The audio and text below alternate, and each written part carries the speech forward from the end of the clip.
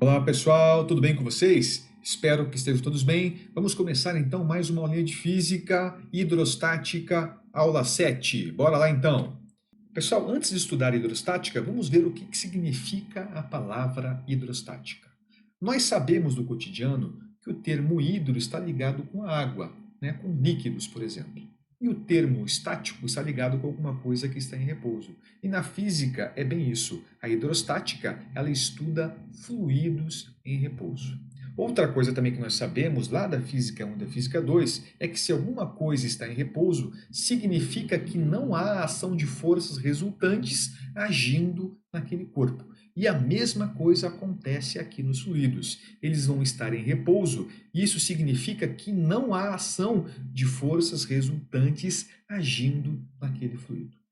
Uma outra consideração que nós vamos fazer aqui antes de aprofundar o estudo é que vamos considerar aqui fluidos incompressíveis.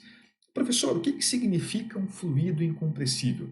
Seguinte, imagine que você tem aqui um recipiente, tá? E nesse recipiente você coloca um gás, beleza? E você faz aumentar a pressão nesse gás, tá? Uma coisa importante é que a força, ela é algo vetorial. Ela tem direção e sentido e tem um módulo. A pressão, ela age em todas as direções no qual o fluido tem contato. Então, se você aumenta a pressão no gás, a pressão ela aumenta em todas as direções de contato.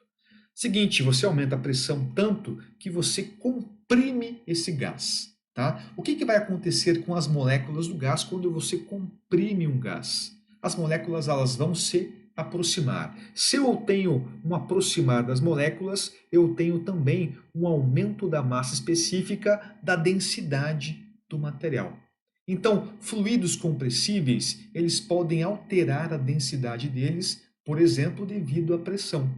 Nos fluidos incompressíveis, isso não acontece. Você aumenta a pressão e ele não se comprime. Essa que é a ideia. E os líquidos têm esse estilo. Eles são, claro, dependendo da escala, incompressíveis. Então, os resultados que nós vamos discutir aqui valem para fluidos incompressíveis que estão em repouso. Beleza? Pessoal, vamos começar a estudar então a lei de Stefan, que vai me dar pressão nos fluidos líquidos agora em repouso. Vamos começar com essa figura aqui, onde eu tenho um recipiente com um fluido aqui dentro. Imagine que eu desenho dentro desse fluido um cilindro aqui imaginário, dado por esse cilindro tracejado. E eu faço o seguinte, eu pego aqui a parte de cima do meu cilindro imaginário e eu pego a parte de baixo desse cilindro imaginário. Tá? A parte de cima eu coloco o ponto A e a parte de baixo eu coloco como sendo o ponto B. A diferença de altura entre o ponto A, que é a parte de cima, e o ponto B, que é a parte de baixo do meu cilindro imaginário, é dado pela altura H. É a diferença de altura entre esses dois pontos. E o seguinte, eu pergunto, qual que é a pressão na parte de baixo do cilindro imaginário em relação à pressão na parte de cima? Qual que é a diferença de pressão entre esses dois pontos no interior de um fluido? Se eu for utilizar a ideia que nos fluidos em repouso não há ação de forças resultantes, eu consigo demonstrar essa equaçãozinha aqui, que para a gente não tem interesse na demonstração de equações. A ideia é que vocês compreendam o conceito e vocês entendam e vocês consigam aqui interpretar essa equação.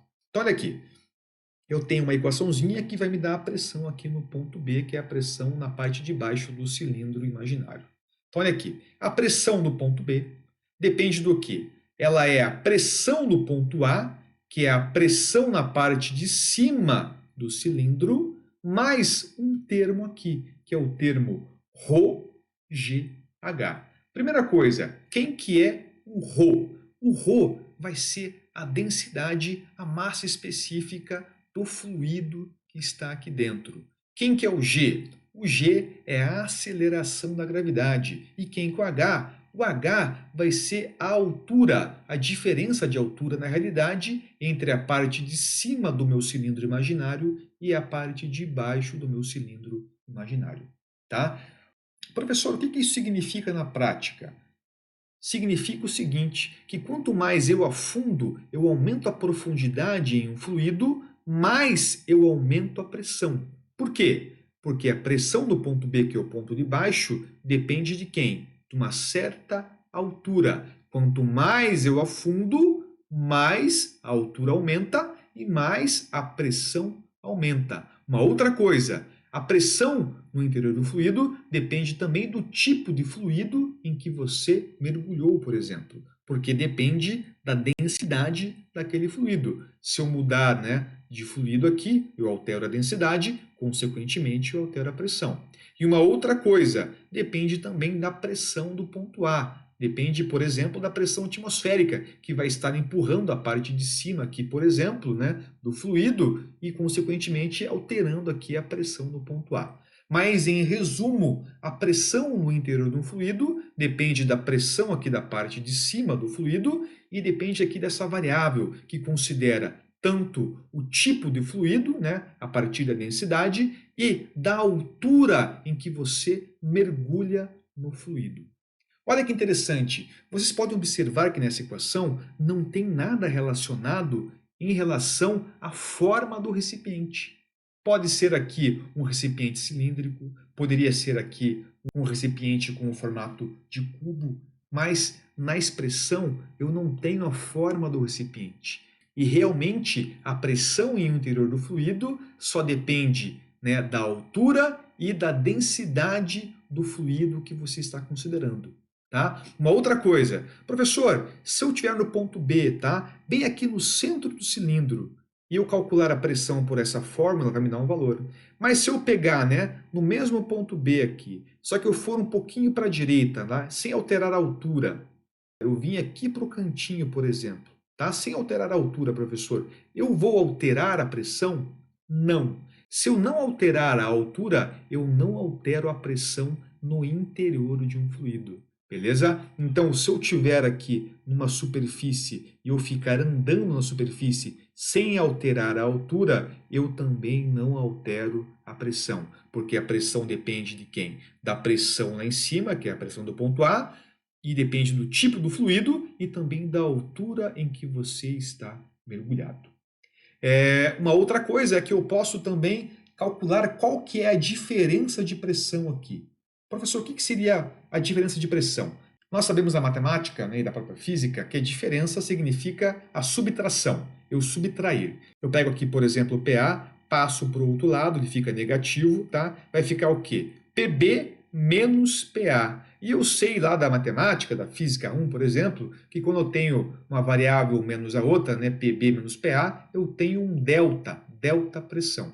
E o que significa isso? Significa que a diferença de pressão entre o ponto B e o ponto A depende apenas daquele terminho lá, que é o ρGH. Ou seja, a diferença de pressão quando você mergulha num fluido depende, novamente, para vocês não esquecerem, eu vou repetir para vocês não esquecerem, depende do ρ, que é a densidade, massa específica do fluido, o tipo de fluido, então, depende do G, a aceleração da gravidade, e depende do H, que é a altura em que você mergulhou.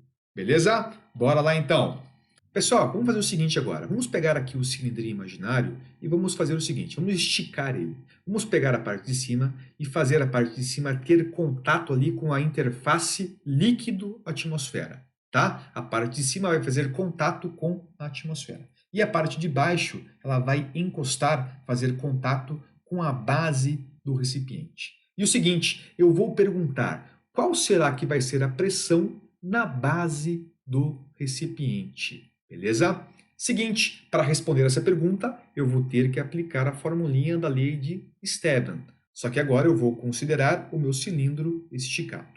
Como a parte de cima agora ela está em contato com a atmosfera, porque eu estiquei para cima, qual que vai ser a pressão no ponto A? Qual que é a pressão na interface líquido-atmosfera?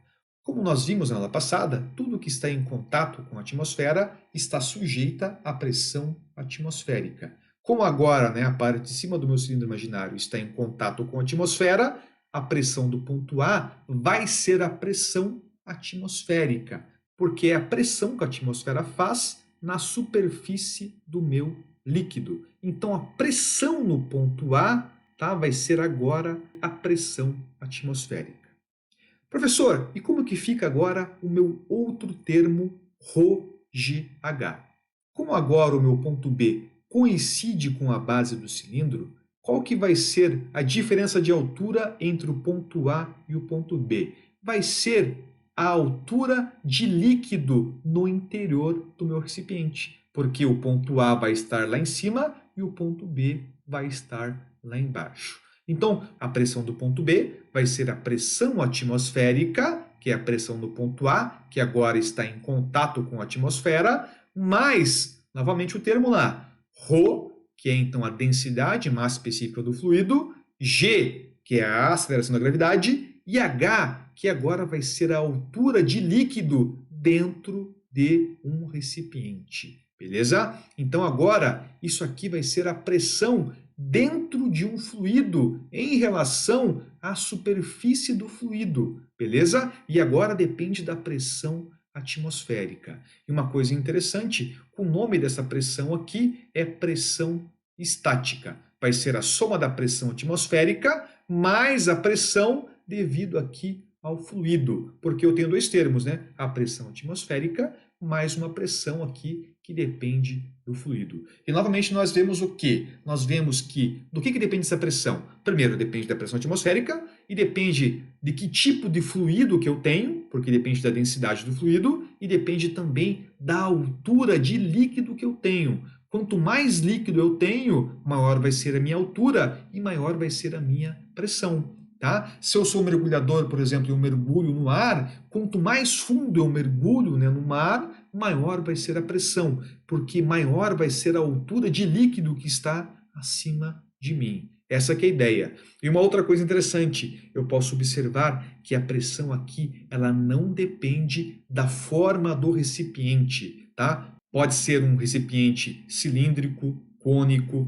cúbico e assim por diante, que não depende da forma do recipiente. Beleza? Bora lá então. Uma outra coisa. Professor, eu posso também calcular a diferença de pressão entre a pressão do ponto B e a pressão atmosférica? É claro que pode. Se você pegar aqui a equação anterior, né, e passar aqui a pressão atmosférica para o outro lado, ela vai ficar negativa, tá? Vai ficar PB menos pressão atmosférica. Vai ficar assim, ó, PB menos pressão atmosférica. Vai ser novamente um delta pressão, que é conhecido como pressão hidrostática. E novamente, tá? É o ρGH. A pressão depende apenas do fluido e da altura em que você mergulha no fluido. Olha que interessante. Não depende da forma do recipiente. Posso ter aqui um recipiente dessa forma aqui, que parece um anzol, dessa forma aqui inclinado ou em L, que a pressão vai ser a mesma se eu tiver uma mesma profundidade, beleza? Novamente aqui na figura de baixo, aqui, ó, eu tenho aqui um recipiente com uma forma, um outro recipiente com uma outra forma, tá? E aqui um terceiro recipiente. A pressão nessa linha tracejada de baixo vai ser a mesma nos três recipientes. Beleza, galera? Porque depende apenas da altura. Essa relação aqui da independência, né, da forma do recipiente é conhecida como paradoxo hidrostático, né? A pressão depende da substância e da altura, não depende do formato do recipiente. E olha só, eu tenho pressão estática, eu tenho pressão hidrostática e eu também tenho uma outra pressão, que é uma pressão bastante utilizada no dia a dia, que é a pressão manométrica, beleza? O que é a pressão manométrica? Na realidade, a pressão manométrica ela é a própria pressão hidrostática aqui. Tá? Ela tem uma diferença apenas da pressão estática. Qual que é a diferença entre a pressão estática e a pressão manométrica? A pressão estática ela é a pressão total dentro de um fluido. Eu considero também a pressão atmosférica. Qual que é a pressão total no fluido? Essa é a pressão estática. A pressão manométrica ela vai ser a pressão total menos o fator atmosfera. Eu vou retirar do cálculo a pressão atmosférica. Eu quero saber quanto que a pressão que eu tenho é maior ou menor que a pressão atmosférica. Eu comparo com a pressão atmosférica. Isso que é a pressão manométrica. Se eu tiver uma pressão manométrica zero, significa que a pressão que eu medi ela é igual à pressão atmosférica. Eu sempre retiro o fator atmosfera. Beleza? Novamente, então, para resumir, pressão estática é a pressão total Eu somo a pressão atmosférica mais o termo do fluido. A pressão manométrica não. Eu só considero a parte do fluido. Eu tiro a contribuição da atmosfera. Beleza, galera? Seguinte, vamos fazer aqui um exercício para a gente poder aplicar, né, esses conceitos de pressão. Vamos pegar aqui o T411 da UFG de Minas Gerais. Seguinte, as represas normalmente são construídas de maneira que a largura da base da barragem, tá, B, seja maior que a largura da parte superior, A, como ilustrado na figura abaixo. Então, eu tenho aqui uma barragem, por exemplo, de uma hidrelétrica, tá? E a engenharia da obra é feita de maneira que a base, né, da represa ela é maior que a parte de cima da represa. Vamos para as perguntas. Essa diferença de largura justifica-se principalmente pelo aumento com a profundidade da pressão da água sobre a barragem. Será que é isso, pessoal? Será que com o aumentar da profundidade eu aumento a pressão e é por isso que eu faço uma largura maior? Se eu for pensar, é isso mesmo, porque quanto mais fundo eu vou na água, maior a pressão. Se eu tenho uma pressão maior, consequentemente eu tenho uma força maior. Logo, eu tenho que fazer uma barragem maior para aguentar esse aumento de força. De cara, nós sabemos que a resposta correta é a letra A. Pessoal, vamos ver aqui os outros itens para ver o que pode estar errado. Beleza? Vamos lá. Item B. Diminuição com a profundidade da pressão da água sobre a barragem. Errado. A gente sabe que a pressão aumenta com a profundidade, ela não diminui, tá? Item B de cara errado. Item C, aumento com a profundidade do empuxo exercido pela água. Nós não vimos até agora empuxo, mas digo para vocês que não tem nada a ver com empuxo. Letra D, diminuição com a profundidade do empuxo exercido pela água. Novamente, fala de empuxo, mas não tem nada a ver com empuxo. Letra E, diminuição com a profundidade da viscosidade da água. Não, nada a ver com isso, pessoal. Nós sabemos que aumenta a pressão, consequentemente aumenta a força, e é por isso que os engenheiros fazem a base maior que a parte de cima.